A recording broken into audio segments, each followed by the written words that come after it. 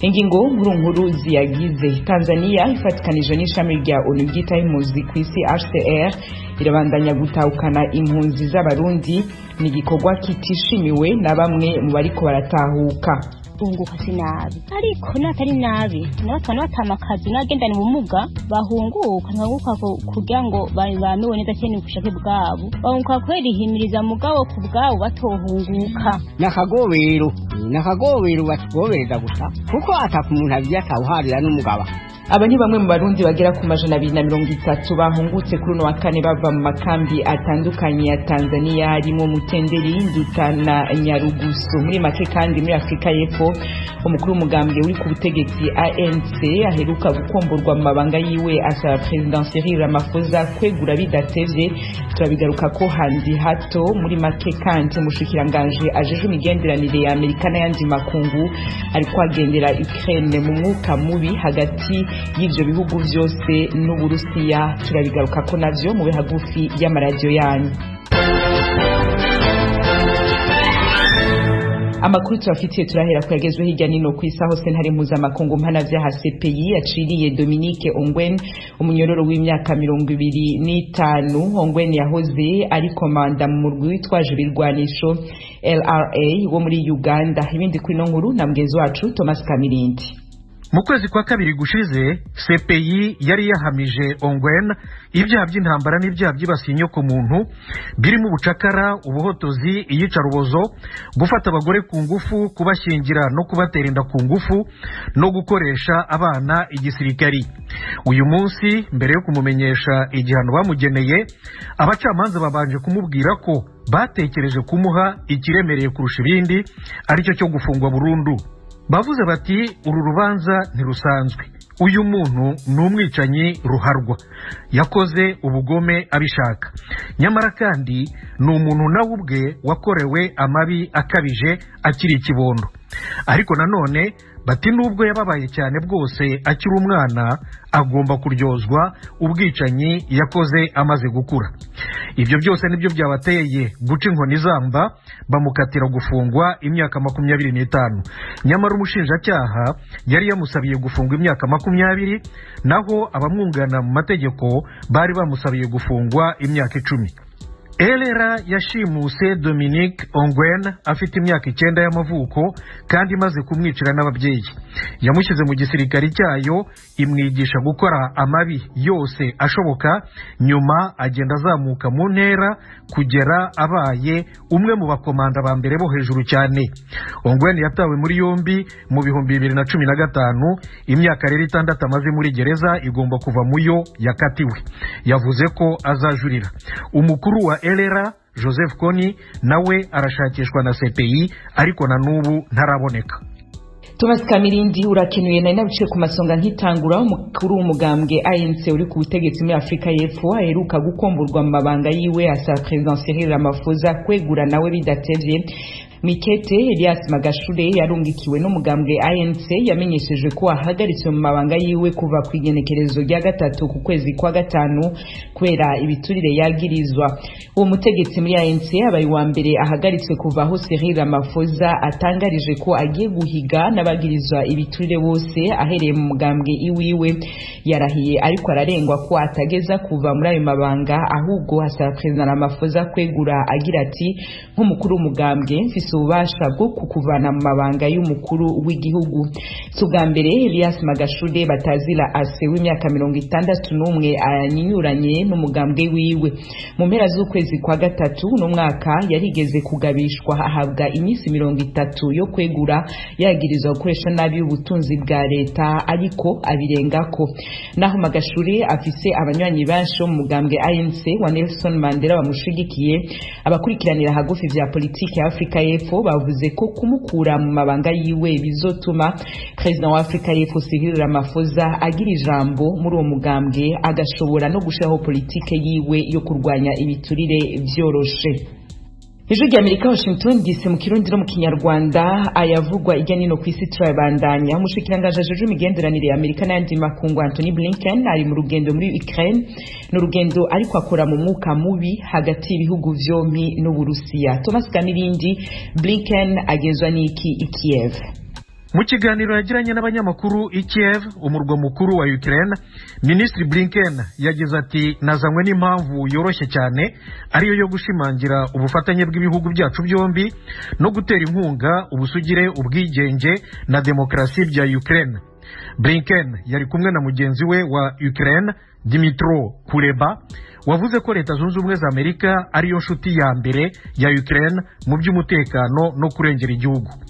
Uruzinduko rwa Minisitiri Blinken i Kiev rubaye mu gihe Uburusiya bufite abasirikari 150 n'ibikoresho bya rutura ku mupaka wa Ukraine. Uburusiya buvuga ko bari mu myitozo ya gisirikari nk'uko biba bisanzwe mu gisirikari nyine, ariko Ukraine yo n'ibihugu byo mu burengerazuba bw'isi birimo na Leta Zunze Ubumwe za Amerika byabateye impungenge z'uko Uburusiya bwaba bushaka gutera Ukraine. Uburusiya buvuga kandi ko bwatangiye gutahura ingabo zabwo, Leta Zunze Ubumwe za Amerika ikavuga ko ibikurikiranira hafi.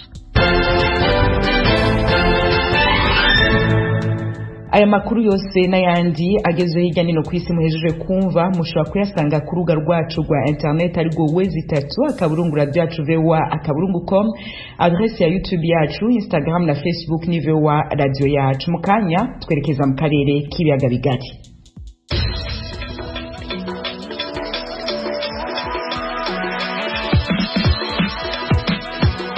Amakuru yo mu karere k'ibiyaga bigari twahere kuri no ivunaguye ku Rwanda aho menyesha amakuru Focus Ndayizeye yigeze gukorera iradio y'abongereza BBC i Kigali amaze gukatirwa igifungo c'imyaka 10. Focus yagirizwa ivyaha vy'iterabwoba no gushaka guturitsa ibitemewe ahakoraniye abantu benshi. Ico gifungo c'imyaka 10 cahawe kandi n'abandi bagabo batandatu baregwana nawe muri dossier imwe, mu gihe uwitwa Katien ari muri iyo dossier nyene akaburanishwa atahari yakatiwe imyaka 25. Batandatu mu basigaye bagizwe abere.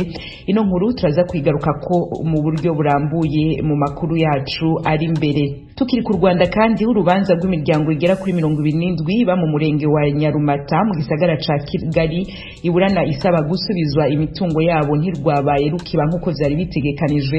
Umucamanza yasavye abarega kurondera umuhuza. Umenyesha amakuru y'Ijwi Amerika Eric Bagirubusa yadukurikiraniye ivya runo rubanza.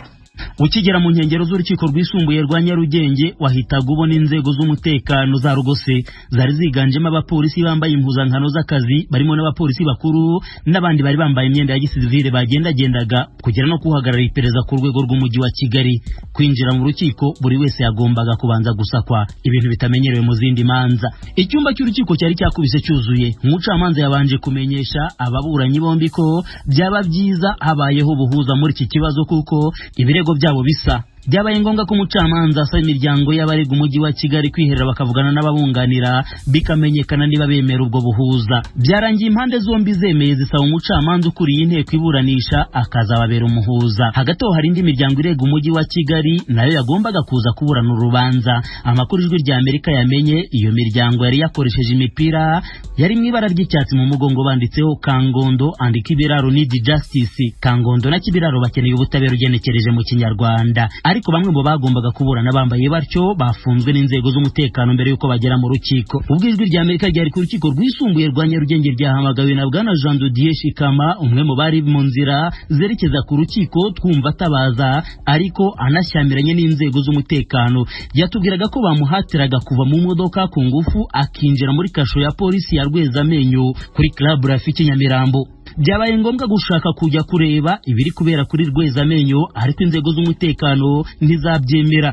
Nkigera mu marembo y'urukiko asohoka nahise nsamirwa hejuru n'abasore b'ibigango bari bambaye gisivili batangira kumfata imikaba y'ipantaro nk'abashaka kuyinkuramo nk'abafashe igisambo, bamwe ibumoso abandi buryo akavuyo karavuka. Abapolisi bari bambaye nk'abiteguye urugamba n'imbunda batangira kumpatira kwinjira mu modoka zabo ariko ndabyanga. Nabasabaga kungaragariza ibyaha cyangwa amakosa yabateraga kumpatira kwinjira mu modoka bakabibura. Abahisi n'abagenzi bahuriye bibaza icyabaye, bamwe mu banyamategeko bakabaza icyo bari kuziza umunyamakuru. Nababwiye ko ntashobora kwinjira mu modoka yabo ntazi impamvu, cyane ko tudahuje akazi. Babonye ko rubuze gica kandi imbaga yabonaga ibyabaga, uwari ubakuriye tutabashije kumenya mu mazina ye ari kumwe n'uhagarariye polisi Nyarugenge CSP Urujeni, bemeye ko inzego zabo zampohoteye, bansaba gutuza nkabyihanganira. Byarangiye ntabashije kumenya ibyabereye kuri sitasiyo ya Rwezamenyo. Ku baturage basezeranijwe ubuhuza muri uru rubanza rw'imitungo yabo, bakavuga ko igihe umujyi wa Kigali wakwemera ibiganiro biciye mu mucyo, ikibazo cyakemuka mu mahoro. Bwana Emmanuel Sahinkuye ari muri abo. Arega burya abaturage twebwe turabana beza, byose ni mu biganiro. Bavuze bati umujyi wa Kigali wemeye ukavuga uti turabubashubije cyangwa se tugiye kubaho twababariye, nta kibazo, twayakira tukagera tugashakisha ahandi, kuko dore ko ubutaka buracyari mu gihugu cyacu, ni hanini ho gutura, ni hanini, nta kibazo nabwo twabyakira. Ku rundi ruhande hari abavuga ko ubu buhuza busa n'ubudatanga icyizere bitewe n'igihe ikibazo cyabo kimaze. Madame Josephine Mukankuranga avuga ko kuva ibibazo byatangira we nabe basigaye basembera. Iki cy'ubuhuza bashyizeho rero n'ubundi byatangiye bavuga ngo bagomba kuduhuza, bakajya batubeshya baturerega ntibatubwize ukuri, ibintu byose bakabikora nk'igitugu. Ibi byo kumbwira rero ngo bari gushaka kugira ngo baduhuze, ngo twumvikane, ngo tugire ibyo tuganira, nibaduhe ayo batubariye basi tugende tujye gushakisha ubuzima ahandi. Mu by'ukuri twararenganye, igihe gishize ni kirekire, aho umuntu yifuza ngo iyo urupfu rwari ruje rukankuraho tibikandukira kubaho, nubwo batubwira ngo baradufunga, uri kubyumva, njyeho kugira ngo uzunyimure njye nejye gusembera, ahubwo niba baguregereza baze twese badushyiremo n'imiryango yacu n'abana bacu, ubuse tuzasembera tuzageze ku wakangaye. Niba mbyumva neza nanone rero murasa n'abadafite icyizere kuri ubu buhuza? Nta cyizere dufite, iyo baza kuza kuba abavuga ngo baraduhuza ikibazo kiba cyarakemutse. Mu bavuga ko bafunzwe kubera kwambara imipira yanditseho ko bakeneye ubutabera ntitwabashije kubabona, ariko twabonye abandi batari bambaye iyo mipira nabo bemereye Ijwi rya Amerika ko bafunzwe bakaza gufungurwa. Uyu ni Bwana Theoneste Mwihusi wari wafungiwe Rwezamenyo. Abambaye imipira bari bane, imipira yari yanditseho ngo turashaka ubutabera. Kugeza ubu mwabasizemo bo? Tubasizemo nyine nta nubwo tuzi amakuru yabo. Jean Pierre bane bari bari kwambura umupira, bigeze bambura uwo mupira nyine, undi wari urimo n'uwo bita Taberekari. Shikamara yari ari mu kindi cyumba hakurya, nawe yari ahari nawe mbega, ariko we yari ari kubazwa hakurya, mbega we ntibatumye twegerana. Undi nawe wari habonye yari Kanyamandazi, uwo bajya bita Kanyamandazi nzenza muzi. Bakwambitse amapingu mu yandi magambo? Banyambitse amapingu gutya, mbega bari banyambitse amapingu. Arega nayo twari kumwe, urumva ni ikibazo. Arenganye nyine, rero se tutarenganye, urumva mbega muhuza kuburana bakamufunga bakamwambika amapingu agafatwa n'abapolisi, sasa uburenganzira bwacu. Ijwi rya Amerika ryahamagaye umuvugizi w'igipolisi cy'u Rwanda CP Jean Bosco Kabera rigamije kumubaza impamvu bafunze abo baturage, umubare wabo bafunzwe ndetse n'icyo babafungiye. CP Kabera ntiyitabye telefone ye, yadusabye kumwoherereza ubutumwa bugufi atubwira ko ari mu nama, gusa ntacyo yadusubije ubwo twateguraga iyi nkuru. Si ubwa mbere humvikana abakubitwa n'abafatwa bagafungwa muri iki kibazo cy'imitungo ya Nyarutarama mu mujyi wa Kigali. Ikibazo gifata umuzi mu 2017 ubwo imiryango isaga 1000 isabwa kwimuka mu masambu yabo bakajya mu mazu yubatswe na leta, ariko muri bo bahisemo kugana inzira y'ubutabera bavuga ko baba barenganye. Hagati aho umuhuza Bwana Didas Nshimiyimana yemeje ko impande zombi zizatangira kuganira kuva ku itariki ya 14 z'uku kwezi kwa gatanu. Bagira ubusajwi rya Amerika i Kigali. Ijwi rya Amerika Washington DC mu Kirundi no mu Kinyarwanda. Leta ya Tanzania ifatikanije n'ishami rya ONU ryita impunzi ku isi HCR irabandanya gutahukana impunzi z'abarundi bahungiye muri ico gihugu. Abariko barataha babandanya kumvikanisha ko bahunguka kubera amabi bariko barabonera mu makambi atandukanye. Umenyesha makuru Ijwi rya Amerika muri Tanzania James Jovin atubwira ibindi kuri no nkuru.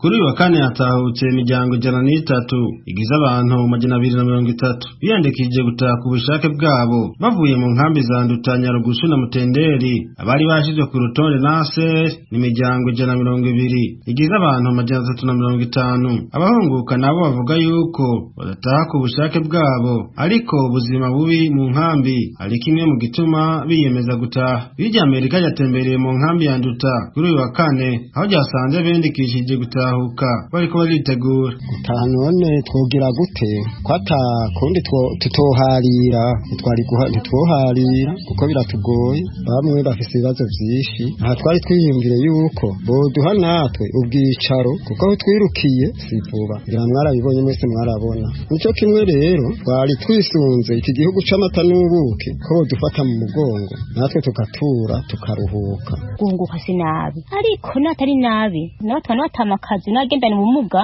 bahunguka ntibahunguka kugira ngo bamewe neza cyane kushake bwabo, bahunguka kubera ihimiriza mugabo ku bwabo batohunguka dukatamo bagiye kujya mu Burundi ariko twahunze biga ibitandukanye. Lakini nk'abatwana batamakazi nawe twohunguka tujahe, tugiye kwibeshaho, tugiye gupfa. Guhunga duhunguka twararushe, baduhena mundi hari amahoro, nta mahoro ariho, aho habeye intambara si vuba ka umuntu ntakiri intambara. Nakagobero batugobereza gusa kuko atakumuntu abya tawharira n'umugaba n'ahandi twebwe ntaco tushimariye muhira. Yego bavuga ngo kubaka igihugu cabo, yego abakiri bato ni sawa barashobora kubaka igihugu cabo, none natwe ne twokubaka ngo iki tutakima tutagidandaza tutakiza gukorera ingero. Kubwizo ngorane n'amabi y'amayabasohoye ko uruko bukeye abasigaye mu nkambi bafise ico basaba leta ya Tanzania cyo kimwe n'ishiramwe mpuzamakungu gita ku mpunzi HCR.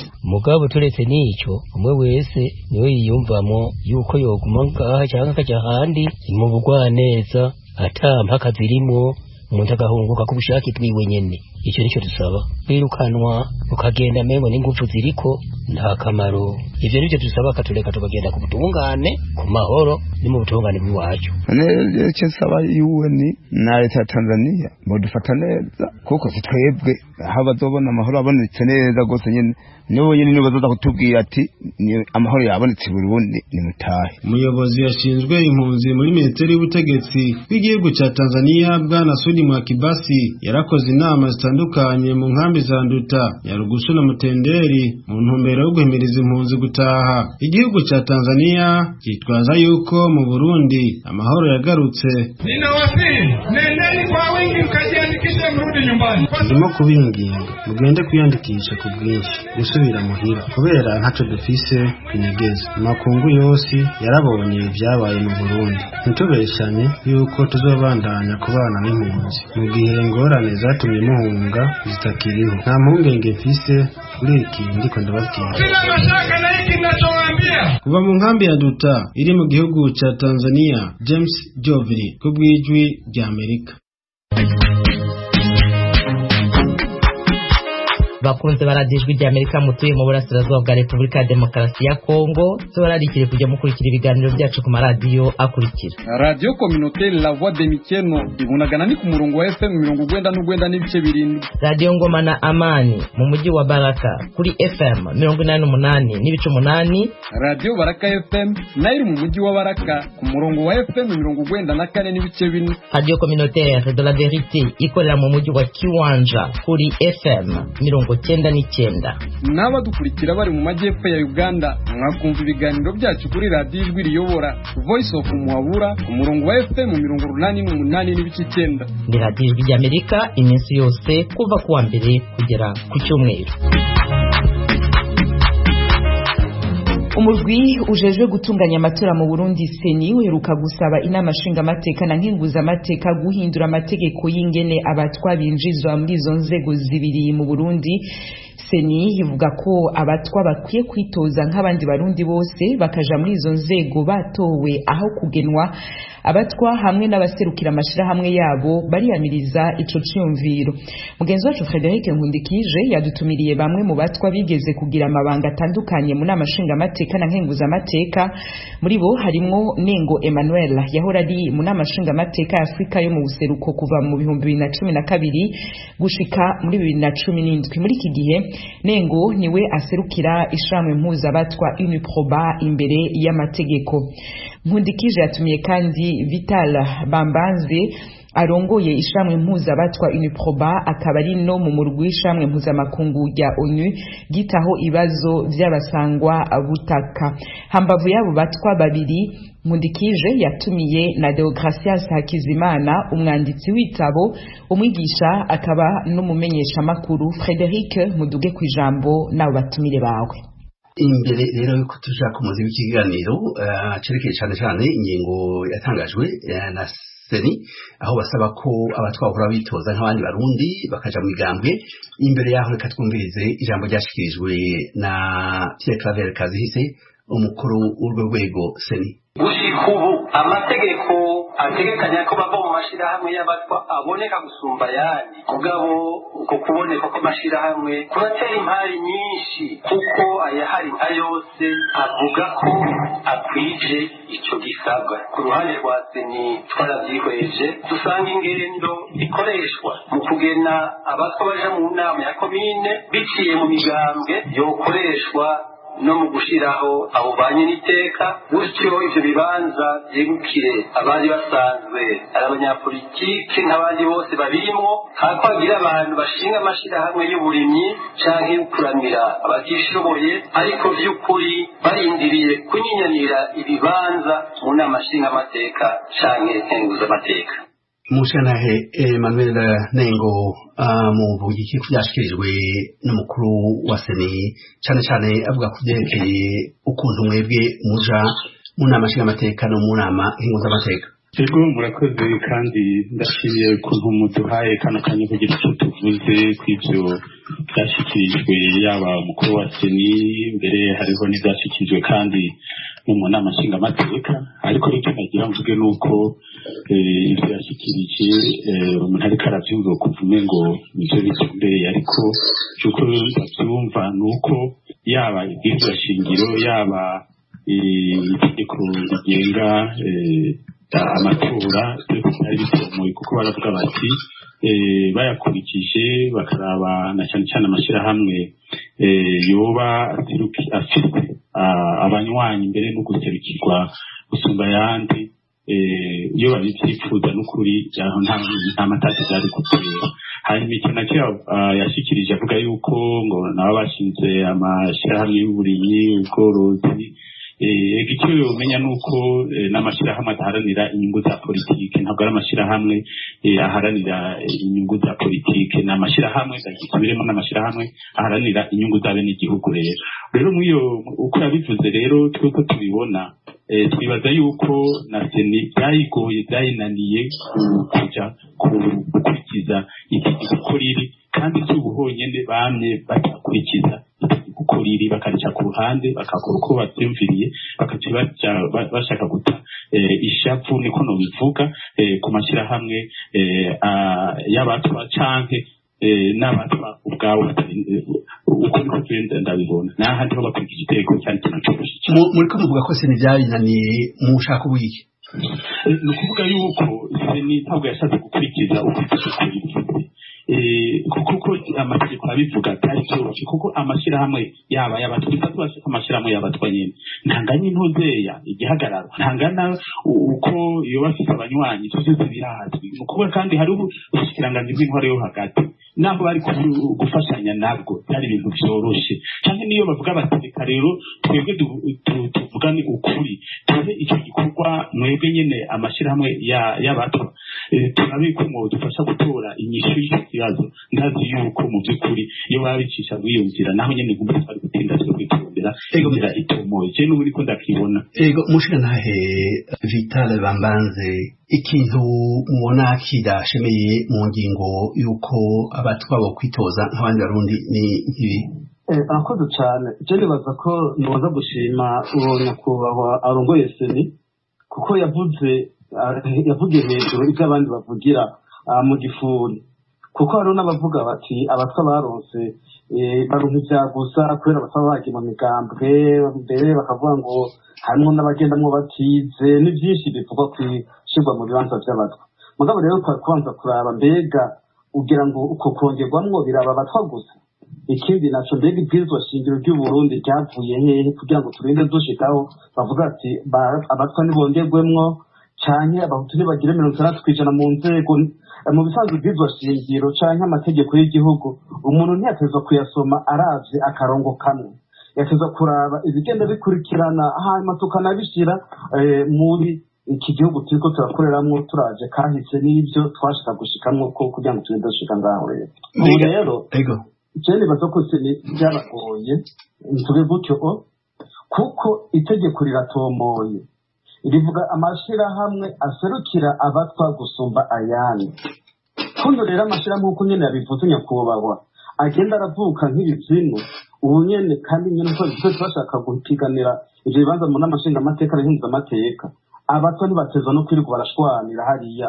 itegeko riratomoye ryatezwa kubatatura aho seni rero yacitegerezwa kwitura ubushikiranganji bw'intwaro yo hagati kugira ngo barabe amashirahamwe koko iyo bakwije ivyo bisabwa kugira ngo bareke guteranya abatwa mbere no kumarana bazomarane byatuvyo bibanza turi kumwe n'intara y'ubunye ngaha Deogratias Hakizimana ico kibazo mwibaza ko cokemurwa gute kugira ngo abatwa ntibumve nk'uko babivuga barenganijwe mu gihe uwo basaba ko bitoza nk'abandi barundi ico kibazo ku bwanyu cotorerwa inyishu gute bwanje icyo kibazo kugira ngo tudacyishure yuko usanga ibyo numvise bije kuvugwa mu kanya gaheze yuko kugira ngo birongere inyishu no kubanza kumenya ukibuka igihugu capfuye naho kigeze jewe rero ndavyibuka nk'umuntu yari yagize ikibazo c'abatwa akakigira ikibazo ciwe kandi akakirwanira kuko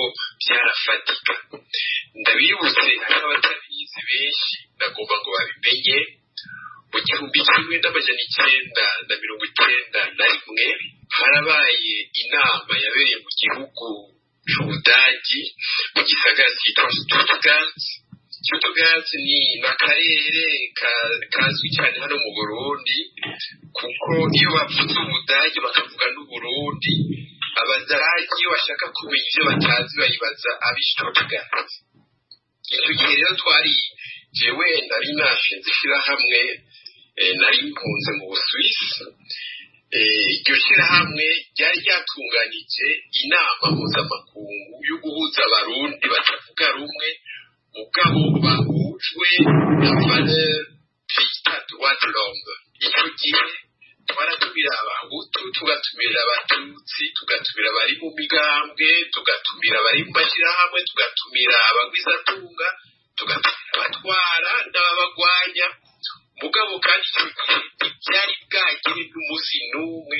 batumira umutwa kugira ngo aze mu bandi aze kuvuga aze kumvira ivyandi bavuga nawe aronke icyo ashikiriza icyo gihe rero ukuri twaramutumiye umutwa mashindi yitwa mashindi Stanislas araza aravuga bwabaye bwa mbere n'abamubonye afata indege bwa mbere bavuze bati ibintu bibaye n'ibishaja mugabo abantu batari bazi icyo gihe baje muri iyo nama uko jewe nari ngamije kuraba ingene abantu bazotwara igihugu byaragaragara icyo gihe yuko Frodebu izoteba umugambwe bitwara igihugu jewe umugabo ngashaka kuvuga nti Frodebu nayo yari kwiraca mu mageragezwa kubera hariho ibyo abafrodebu batumvikanako cyane cyane abari Bujumbura n'abandi bari Kigali aho muri iyo nama mwariyo nk'umukuru w'ishyirahamwe mwize kurongorana mwashinze sirida ego bikugiye mugabo yitwa Comité de Solidarité pour la Paix au Burundi iba CIRID Centre Indépendant de Recherche